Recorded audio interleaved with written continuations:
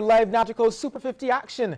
That's because MCTV's ESPN and Radio 94.7 FM will both be bringing live ball-by-ball coverage of the 2015 competition, which bowls off next week in Trinidad and Tobago.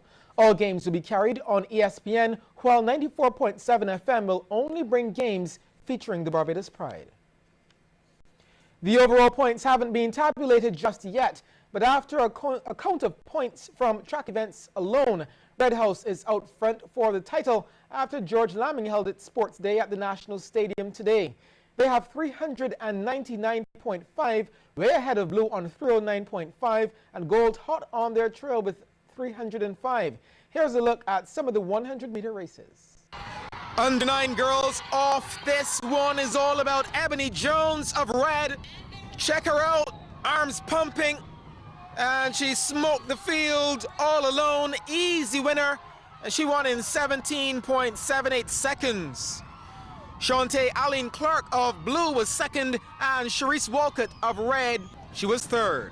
Under 9 boys equivalent, some mix-up in the lanes, but Xavier Harper of purple was the one making all the running out of lane 7. Well, lane 7 eventually anyway. His winning time was 16.22 seconds ahead of Gold's Malicio Prabodil and his teammate Jelano Yearwood. Okay, the biggest girls in the school, the under-13s, check out Red House. Controlling things, Gabriella Yearwood and Shawnee Marshall. Fantastic race. This one went right down to the line. Oh, so close. Well, they gave it to Yearwood 2 split seconds faster than Marshall, and Tiance Warren of blue copped third. This is the last one for all the marbles, the big boys of class 4. Close at the beginning, but then Kristen Cummins of blue showed them what he's made of. Powering through the middle. It's all over, cruising to victory. Seth Griffith also of blue second, and Romario Dates of red third. The players are promising action-packed volleyball for this Sunday's start of the All-Star Series. Marsha Boyce tells us more. The Volleyball All-Star Series serves off this weekend, and 2 of the top players, Allian London and Shari Matthews, believes the reintroduction of the series is a good idea. I think it's a very good initiative because it also helps the younger people to see people playing at a different level than what they'll be playing at. So I think it's a great initiative in terms of bringing it back. The practice sessions so far, they have gone well. And plus too, since you have been playing on a national team, both at your junior level and your senior level, and bringing those guys together just goes to show that at the end of the day, if we have the right training schedules, that we'll be set in the future. Of course, bragging rights will be at stake, and some exciting rivalries are expected to play out on court. It'll be 2 opposites, which will be Sean Simpson and Mark Lewis. That should be a good battle. You also have Akeem Payne and Fabian Cox. There will be 2 outsides.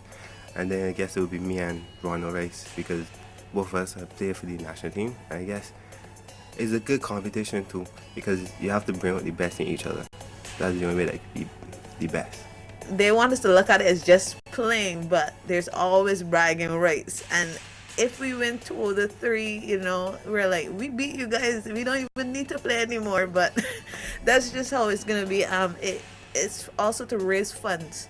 So that's why we're asking people to come out and to watch the level of volleyball that is happening here in Barbados. The players say the action will be keen. The atmosphere around volleyball is always fun. And to be able to be backing at one side, because some people may not know to back because it's all Barbados, but I think people should come out, have fun, get to see the faces, to get alive instead of just seeing pictures on TV or clips. Come and look for excitement. That's the best thing I can say, because the coaches, they're going to put their style of play into the volleyball, and we the players just carry it out, try to have fun and make it enjoyable for the fans. The All-Star Series starts on Sunday with the women's game at 5 p.m, followed by the men's game at 7. Marcia Boyce, CBC Sports. The series, which starts on Sunday, will continue on January 18th and February 1st. Admission for each day is $7, while season tickets are available for $15. Children under 11 are free. Back to cricket, and Barbados assistant coach Dexter Toppin believes that West Indies' newly appointed ODI captain Jason Holder is not being used in the right capacity. During Q100.7 FM's radio cricket talk show Mid-Wicket, Toppin charged that medium-fast bowler Holder, in his opinion, is a batting all-rounder. I always felt like, for me, I don't think Jason is a fast bowler. When I look at it, I think Jason is a batsman who will bowl for you, rather than looking at Jason and say, well, look, yes, use a fast bowler. Hold on, right, Dexter. He came through with you at the under 11. Yeah. Right. He's played 3 test matches. He played 3 test matches. And if you look at Jason, in terms of Jason cricket as a youngster, Jason for me is a batting all-rounder. Jason went into the West Indies cricket because Jason is tall. I said he cannot bowl because he can bowl.